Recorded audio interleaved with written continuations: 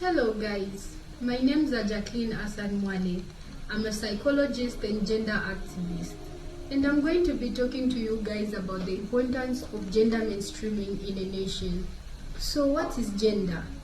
Gender, these are cultural and social expectations that society has for a human being by virtue of their biological makeup, that is either being male or female, man or woman. So what is this gender mainstreaming that I want to talk to you about? Gender mainstreaming, this is where gender is put into consideration before making policies, programs and activities. So why is it important for a nation to have this gender mainstreaming, to put gender into consideration before making a decision? So it is important that a country puts gender in all aspects of life, which is the political sphere, economic and social sphere of life. So why is it important in a political sphere? We're talking about government seats, making decisions for a country.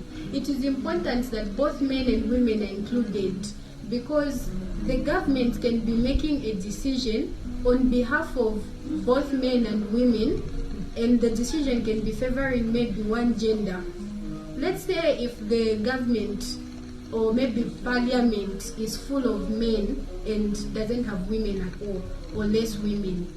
Men, when they are dominating, they will obviously make decisions that will favor them, not considering what happens to the women if they make such a decision. So it is important that women are also put in parliament important positions so that they can be making wiser decisions for a country in order to enhance development.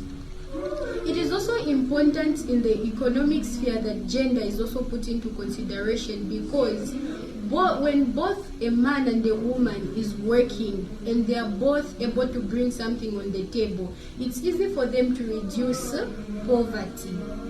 And then also GBV can also be a case if gender is not put into consideration in the economic sector, where a man can be economically abusing a woman, or a woman economically abusing a man. So it is important that gender mainstreaming is done in the economic sector as well. What about social? How is it important that the gender is socially considered as well?